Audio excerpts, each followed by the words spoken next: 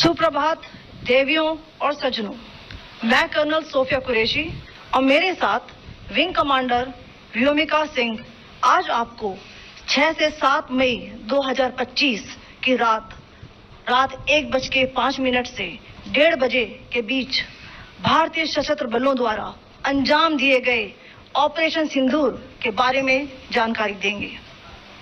Operation सिंदूर 22 अप्रैल को पहलगाम में हुए विभत्स आतंकवादी हमले के शिकार मासूम नागरिकों व उनके परिवारों को न्याय देने के लिए लॉन्च किया गया था। इस कार्रवाई में 9 टेररिस्ट कैंप्स को टारगेट किया गया और पूरी तरह से इसे बर्बाद किया गया।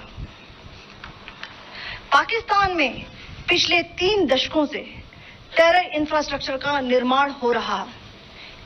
इसमें recruitment, indoctrination centres, training areas व लॉन्च पैड शामिल थे, जो पाकिस्तान और पाक अधिकृत जम्मू कश्मीर POJK दोनों में फैले हैं। Operation Sindoor was launched by Indian Armed Forces to deliver justice to the victims of Pahalgam terror attack and their families. 9 terrorist camps were targeted and successfully destroyed.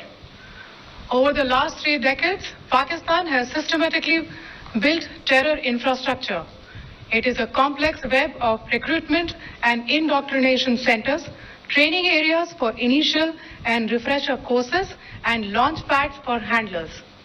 These camps are located both in Pakistan as well as Pakistan-occupied Jammu and Kashmir areas. Some of the well-known training camps are located, as you can see on the screen. They are distributed from Savai Nala in the north, counting to approximately 21, ending at Bhavalpur to the south. इन लक्ष्यों का चयन विश्वसनीय intelligence सूचनाओं के आधार पर हुआ ताकि आतंक गतिविधियों की रीढ़ तोड़ी जा सके, और यह खास ध्यान दिया गया कि निर्दोष नागरिकों और सिविलियन इंस्टॉलेशन को नुकसान न पहुंचे। The selection of these targets for Operation Sindoor was based on credible intelligence inputs and role of these facilities in perpetrating the terror activities. The locations were so selected to avoid damage to civilian infrastructures and loss of any civilian lives.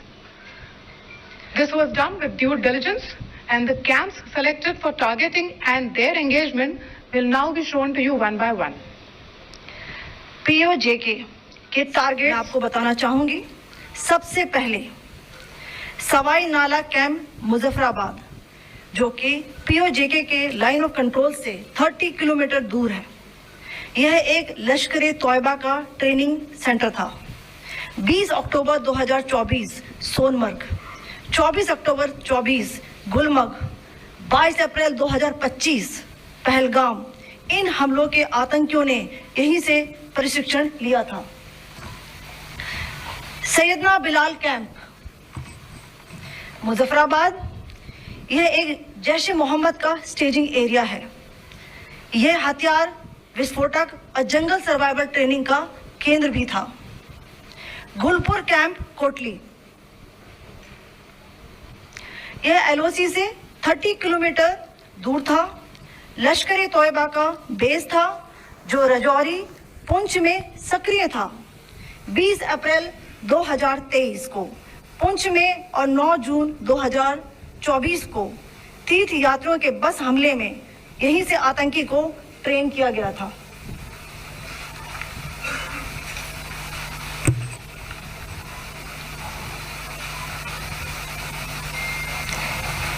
Barnala camp Bhimber, ये LOC से 9 kilometre दूर है। यहाँ पर हथियार handling, IED व जंगल survival का प्रशिक्षण केंद्र था। अब्बास कैंप कोटली,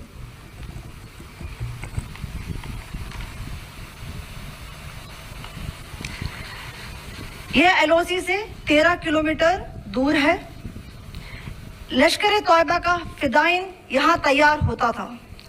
इसकी कैपेसिटी 15 टेररिस्ट को ट्रेन करने की थी।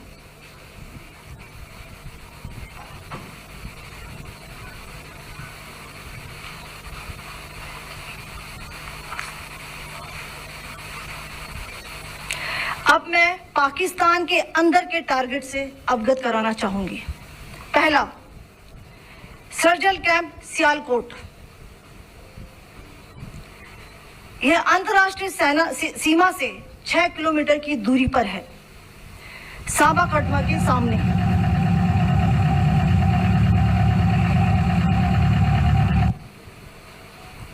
मार्च 2025 में जम्मू एंड कश्मीर पुलिस के 4 जवानों की जो हत्या की गई थी, उन आतंकवादियों को इसी जगह पर ट्रेन किया गया था।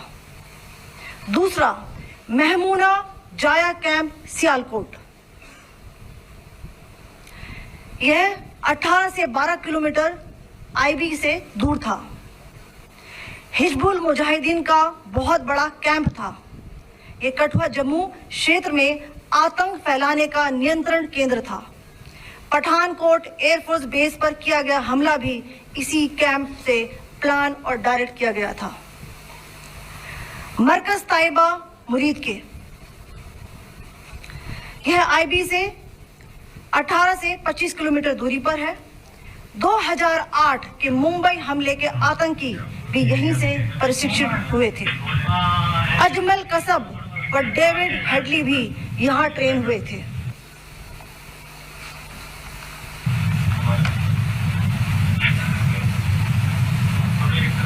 आगे दूसरा है। Second impact.